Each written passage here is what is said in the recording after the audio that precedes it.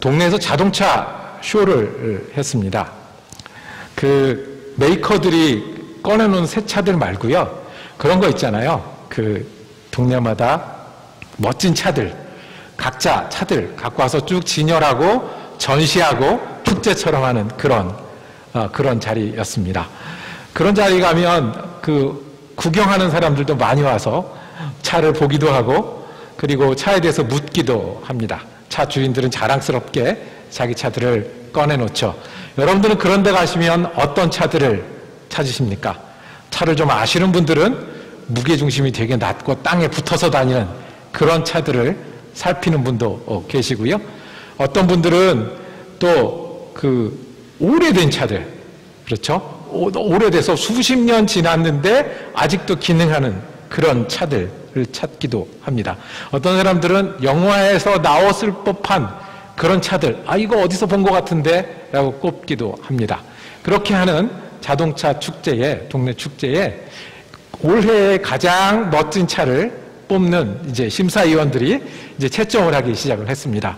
이쪽에서부터 가면서 채점을 하고 넘어가는 거예요. 전부 좋은 차들, 또 전부 준비를 잘한 차들이었어요. 그런데 아주 중요한 심사위원 하나가 끝까지 갔다가 다시 돌아보면서 다시 보겠다는 거예요. 그러면서 전부 그 자동차를 전시한 사람들한테 얘기를 했어요. 뚜껑 열어. 그 한국말로는 보네트라고 그러죠. 그 여기 말 후드라고 하는 거. 자동차를 검사하려면 엔진을 봐야 돼. 전부 후드를 여시라고. 그렇게 해서 열었어요. 몇 사람은 반갑게 그거를 했지만 다른 분들은 전부 당황했어요. 왜냐하면 거기까지 준비하진 않았거든요. 이 안에까지 볼 거라고는 생각하지 않았거든요. 그 이야기가 우리들에게 얘기하는 건 아주 간단합니다. 자동차는 원래 예쁜 게 아닙니다. 자동차는 멋으로만 지내는 게 아닙니다. 자동차는 제일 중요한 건 사람을, 짐을 싣고 사람을 태우고 얼마나 잘 가는가. 그게 자동차의 가장 중요한 본질입니다. 좋은 자동차, 그래서 상을 받을 만한 자동차는 그게 기본적으로 얼마나 잘 관리되고 힘을 발휘할 수 있는지를 확인하는 겁니다. 자동차의 본질이 거기 있습니다. 예수님이 오늘 이야기에서 그렇게 하신 겁니다. 뚜껑 열어. 후드를 올려. 그리고 네 마음을 좀 보자. 마음은 어떻니? 라고 물으시는 장면, 그리고 그것에 대해서 집어내시는 장면이 오늘 말씀입니다. 7장의 이야기는 1절에서 시작해서 오늘 읽은 23절에서 끝나는데요. 1절에 예수님을 찾아온 사람들부터 이야기는 시작합니다. 바리새인과 예루살렘에서 온 율법학자라고 그랬어요. 바리새인이라고 하면 아주 간단하게 말하면 율법의 원리주의자예요. 외우기도 많이 외우고요. 적어놓고 그것도 실천을 하고요. 금식도 잘하고요. 헌금도 계산 정확하게 해서 내려고 하고요. 그래서 율법대로 신성모독을 한 사람은 돌을 쳐서 죽이거나 십자가로 보내는 것도 열심으로 하던 그런 원리주의자였고요. 그 다음에 율법학자였어요. 그것도 예루살렘에서 온 율법학자. 어떤 사람들이겠어요? 성경을 베끼기도 하고 지키기도 하고 공부하기도 하고 가르치고 전하는 그런 일을 하는데, 동네 지방에서 하는 게 아니라 어디서요? 예루살렘에서. 그러니까 지금 우리로 말하면 뭐 어느 들으면 하는 대학에서 거기서 전공한 분이 이렇게 내려왔어요. 그런데 예수님하고 좋은 얘기, 건설적인 얘기를 하는 게 아니라 예수님을 비판하기 시작합니다. 5절에 이렇게 말씀합니다. 그래서 바리새파 사람들과 율법학자들이 예수께 물었다. 왜 당신의 제자들은 장로들이 전하여준 전통을 따르지 않고 부정한 손으로 음식을 먹습니까? 예수님하고 직접 붙기가 껄끄러우니까 누구를 손가락질한 거예요? 제자들을 손가락질했어요. 교리, 설교, 심령이 가난한 자는 예수님이 베풀었던 기적, 이런 거 얘기하기 힘드니까 자기네가 얘기하기 좋은 걸로 가져갔어요. 어떤 거요? 법이요. 손을 안 씻고 밥을 먹었다는 거예요. 그게 우리의 전통을 어겼다는 거예요. 너는 어떻게 너희 제자들은 왜 전통을 어기니? 네가 그렇게 가르쳤지? 너는 그런 사람이지? 라고 공격하는 거예요. 예수님 어떻게 대답하실까요? 분명히 이거 현행범이에요. 그 제자들이 손을 안 닦고 먹었으니까. 손을 안 닦는다는 거는 부정하고 가리고 정확하게 해야 되는 것을 잊었다라는 거예요. 그런데 예수님은 반대로 더 중요한 공격을 하십니다. 마음을 열어 보자라는 거예요. 너처럼, 당신들처럼 믿으면 안 된다라고 얘기하는 거예요. 당신들처럼 믿다가 망한다라는 거예요. 율법학자고 바리새인이고 성경은 물론이고 장로들의 전통까지 지킨다고 하는데 그렇게 믿다가 니네가 망할 거라는 거예요.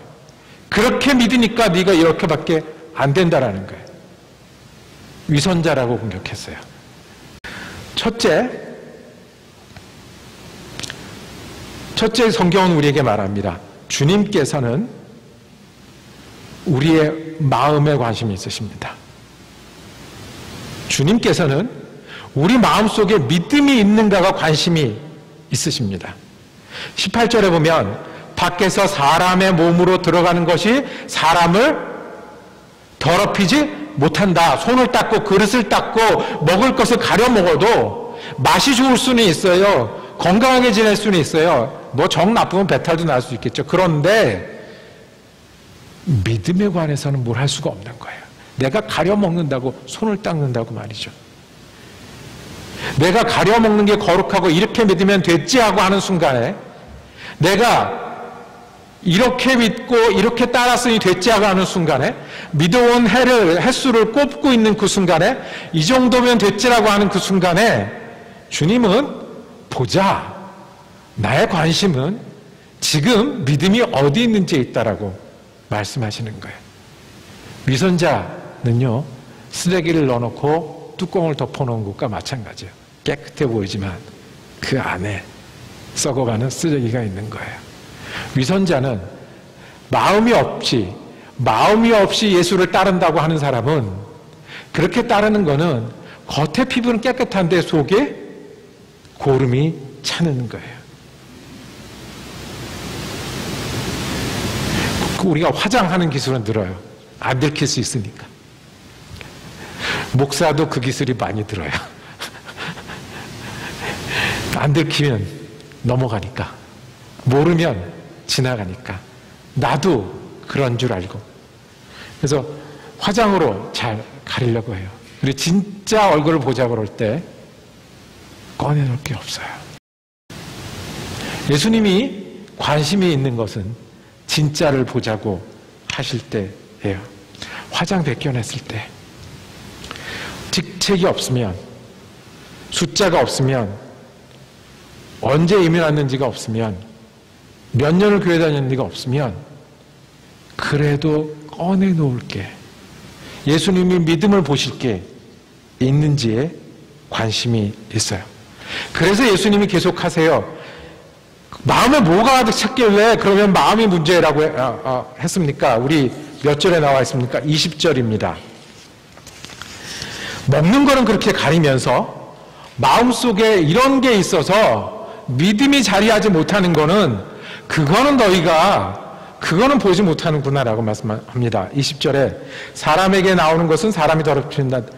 21절에 나쁜 생각은 사람의 마음에서 나오는데 곧 음행과 도둑질과 살인과 간음과 탐욕과 악의와 사기와 방탕과 악한 시선과 모독과 교만과 어리석음이다.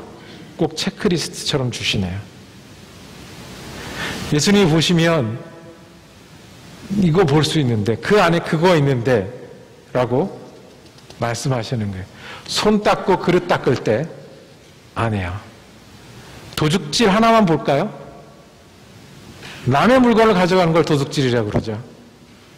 돌려줘야 될 거를 돌려주지 않는 것도 도둑질이에요. 같이 쓰는 건데 내 마음대로 쓰는 것도 도둑질이에요. 시간을 태만하게 보내는 것도 시간을 도둑질하는 거예요. 내가 가진 것을 낭비하는 것도 도둑질이에요. 내 인생이 내 게 아닌데 내가 할 수 있는 게 있고 나눠줘야 될 게 있는데 그렇지 않은 것도 도둑질이에요. 예수님께서 예로 들어주었지만 하나님께 드려야 될 거, 내가 당연히 부모님께 나눠줘야 될 거, 이런저런 이유로 쥐고 있는 것도 도둑질이에요. 그게 보이는데 라고 예수님 말씀하시는 거예요. 지나가다 탐심도 있네요. 욕심이잖아요. 탐심은 가지고 싶은 거, 이기고 싶은 거, 인정받고 싶은 거, 내가 중요한 거, 내 아이들이 잘 됐으면 좋겠는 거, 그리고 비교해서 더 나았으면 좋겠는 거. 그 욕심이 덮여져 있는데, 화장으로 덮여져 있는데, 나는 거기에 관심이 있고 하나님 믿는 건 그런 건데 손 닦는 일에만 관심이 있구나. 저와 여러분이 십자가를 묵상하는 이 계절에 우리가 이 말씀을 귀하게 듣기를 원합니다. 주님은요, 우리 마음에 관심이 있으세요. 우리 마음에서 믿음을 보기에 관심이 있으세요. 문제는 우리잖아요. 문제는 나잖아요. 환경이 어려울 수 있어요. 내게 믿음이 있나요? 사랑관계 어려워요. 힘들어요. 내게 믿음이 있나요? 내가 원하는 거 원래 잘 안 될 수 있어요. 내게 믿음이 있나요? 하나님이 안 느껴져요. 하나님이 인도하신다는데, 성령님이 계시다는데 교회가 잘못됐나요? 참고소가 없는 건가요? 옛 증거가 엉망인가요? 나잖아요. 내게 믿음이 있으면 어려움도 극복하면 은혜가 되고, 힘든 사람도 극복하면 사랑이 되고, 믿기 어려운 마음들이 하나님 앞에 나가지 않겠습니까? 주님이 이렇게 여러 제목들을 도둑질, 탐심, 간음, 음행 대면서 지적하시는 이유는 하나님은 우리에게서, 우리 마음에서 믿음을 보길 원하십니다. 하나님의 관심은 거기 있습니다. 우리의 관심은 환경에 있고요, 숫자에 있고요, 내 옆에 있는 사람이 있지만 예수 믿는 일은 하나님 앞에 우리가 마음을 드리는 일이고 마음 한가운데 믿음을 놓는 일입니다. 기억하십시오. 믿음은 내 마음에 있는 믿음이 예수님과 우리 사이의 믿음입니다. 둘째, 이 말씀에서 우리가 듣기 원하는 것은 주님은 돌이키기를 초청하십니다. 돌이키기를. 예수님께서요, 위선자라고 공격하셨어요. 그리고 네 마음 알아봤어. 네 마음에 이런 거 가서 찾다고 했어요. 그런데 예수님이 그렇게 해서 야단 맞고 망하기를 바라기 위해서 그렇게 하셨을까요? 그렇게 내가 시원하게 질러보고, 당신은 그게 잘못이야, 이 교회는 뭐가 문제야, 예수 믿는 사람들은 뭐, 그렇게 시원하게 한번 질러보고 끝나시려고 예수님이 이 일을 다루셨을까요? 아니요. 예수님은 돌이키기를 원하셨어요. 율법을 안다고 하는, 율법을 지킨다고 하는 너희들이 이렇게 집어졌을 때 나라는 것, 내 안에 믿음이라는 것을 기억하고, 그래 음행, 그래 도둑질, 그래 교만, 그 욕심 내 거야, 그러니 돌이키라고 일러주셨던 거예요. 내 안에 고름이 있을 수 있구나, 힘들지만 덜어내야지. 내 안에 냄새나는 게 있을 수 있구나, 힘들지만 돌이켜야지. 마지막으로, 첫째, 예수님은 어디에 관심이 있으시다고요? 우리 마음에 믿음이 있는가요? 관심이 있어요. 두 번째는 우리 마음에서 뭐를 보게 되면 우리가 돌이켜야 돼요. 그래서 마지막에는, 셋째는 우리를 깨끗하게 하시는 분은 예수님밖에 없다는 믿음이 우리 믿음이어야 돼요. 깨끗하게 하시는 분은 누구라고요? 예수님이에요. 속에서 나오는 거는 깨끗하게 못한다고 그랬어요. 우리가 덜어내면 얼마나 덜어내겠어요? 이 리스트를 가지고 몇 개를 덜어낼 수 있겠어요? 얼마나 깊이 덜어낼 수 있겠어요? 한 번 덜어내면 끝인가요? 그렇지 않잖아요. 그러면 예수님이 우리를 깨끗게 하시는 거예요. 예수님이 오셔서 우리를 채우시면 그러면 우리가 깨끗게 될 수 있다는 거예요. 손을 닦는 게 아니고요. 그거는 내 방법. 손을 닦으면 좀 깨끗해질 것 같잖아요. 그릇을 닦는 거. 그거는 우리 방법. 그렇게 해와서 뭐 되는 것 같은 때도 있었잖아요. 그런데 그게 아니라 예수님이 나를 다스리고 예수님이 주인이 되시고 예수님의 은혜 가운데 거하기 시작하면 그 믿음이 어둠이 많아도 빛 하나가 그거를 다 밀려내듯이 이 체크리스트에 내 마음을 깨끗게 하십니다. 아주 간단하고 분명한 결론. 예수님을 의지하고 예수님의 은혜가 내 은혜가 되게 하는 거예요. 그 누가복음의 십자가에 달리신 예수님 이야기의 마지막 장면 중에 옆에 서 있는 두 강도 장면이 나옵니다. 두 사람들이 예수님하고 똑같이 매달렸어요. 다른 성경에는 옆에 강도가 매달렸다고 했고 그 강도가 욕했다고 했어요. 예수님을 비방했다고 같이. 그랬는데 누가복음에는 무슨 얘기를 했는지 기록을 해 놓았어요. 그 위에서 뭐가 있었겠어요? 바닥이 다 나온 거예요. 감출 마음이 뭐가 있고 위선할 게 뭐 있어요? 이제 죽는 시간이고 고통의 끝이고 악에 바치고 분노하고 슬프고 절망하고. 그래서 한 강도는 그 마지막 순간에도 정말 말 잘 못해요. 뭐냐면 네가 그리스도가 아니냐, 너와 우리를 구원하여라. 그 마지막 순간에도 그런 말밖에 못해요. 근데 다른 한 강도는 정말 말 한마디 이쁘게 해가지고 예수님이 사람이 되어요. 주님, 저를 기억해 주세요. 그런데요, 이게 돌이키는 거고요. 이게 예수님이 우리에게 오셔서 새 사람과 새 삶이 되게 하는 일입니다. 우리가 60일 성경 읽기를 계속 하고 있습니다. 24일 지났습니다. 벌써 많이 왔죠? 지금까지 꾸준히 하신 분들은 한 게 아까워서라도 계속 하셔야 돼요. 저도 다른 때보다 더 정성스럽게 이 성경 읽기를 같이 하는데요. 뭐가 달라지던가요? 20분 성경 읽는 시간이 있었는데, 그리고 뭐가 달라지던가요? 기도할 때 성경 말씀이 좀 더 기억이 나요.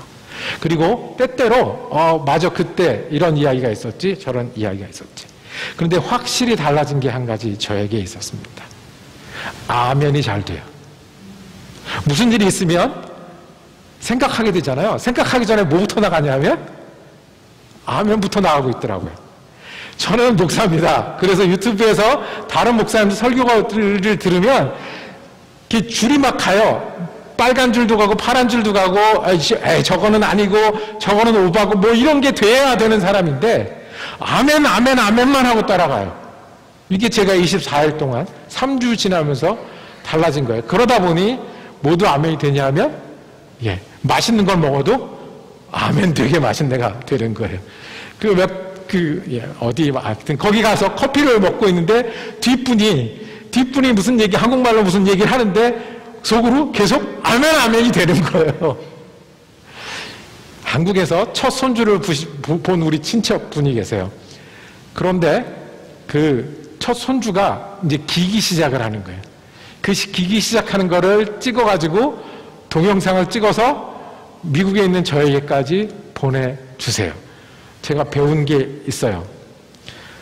첫 손주 기는 동영상을 보는 걸 저렇게 재미있어 하는구나. 그리고 남의 손주 기는 거 보는 건 정말 재미없구나. 그거를 느낄 수 있었어요. 그런데 그 녀석이 기다가 어느 날 뒤집었어요. 뒤집었는데 제 입에서 뭐가 나온 줄 아십니까? 아멘이 나오는 거예요. 참 귀하게 여겨지는 거예요.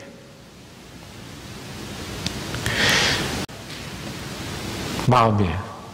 그리고 마음에 주님이 중심에 오면 그 모든 것 위에 우리가 주님을 우리가 주님만 따라가면, 주님이 소망이 되시고 주님이 가치가 되시고 주님이 힘이 되시면, 그러면 우리도 주님 따른 일을 가능하지 않겠습니까? 말씀을 정리하고 마치겠습니다. 기도하면서 상상하게 됩니다. 뚜껑 열어 엔진을 보자 했던 것처럼 주님이 정말 관심 있는 게 기도하고 앉았을까라도 내 마음에 믿음이 있는가를 보자고 하시면 우리 속이 어떻게 보일까요? 그럼 그냥 우리는 거기서 멈추는 사람일까요? 아니요. 우리는 이 말씀이 우리를 향한 말씀인 줄 알고 돌이킬 수 있는 사람이 되어야 됩니다. 어떻게 돌이키냐 하면 예수를 더 바라보고 예수를 더 붙들고 예수를 채울 때 우리가 이런 체크리스트가 아니라 예수를 이렇게 따릅니다라는 체크리스트를 가지고 사는 사람이 될 수 있지 않겠습니까?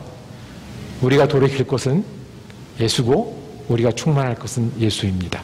우리가 회개할 것도 예수님 더 충만해야 하는데 우리가 예수님 놓쳐서 이런 것들이 내게서 마음에서 냄새나게 하고 마음을 상하게 하는데 그것들을 붙들고 있었다는 거기서 우리가 돌이키기를 원합니다. 우리 기도하면서 마칠까요? 주님, 이렇게 예수 믿어서 안 된다는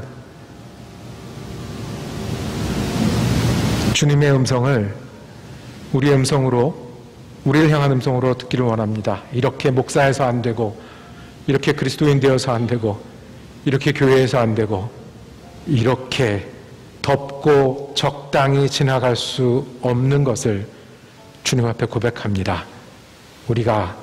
우리가 믿음으로 충만키를 원합니다. 주님을 다시 바라보기를 원합니다. 다시 붙들기를 원합니다. 우리의 마음이 주님으로 가득하기를 원해서 우리의 상처가 주님 때문에 기쁨이 되게 하여 주옵소서. 우리의 연약함이 주님 때문에 강건함이 되게 하여 주시옵소서. 우리의 더럽고 어려운 것들이 주님 때문에 소망이 되게 하여 주옵소서. 예수를 붙들기 때문에 오늘도 우리가 힘을 낼 수 있는 한 날, 한 주간이 되게 하여 주옵소서. 우리 예수 그리스도 이름으로 기도드립니다. 아멘.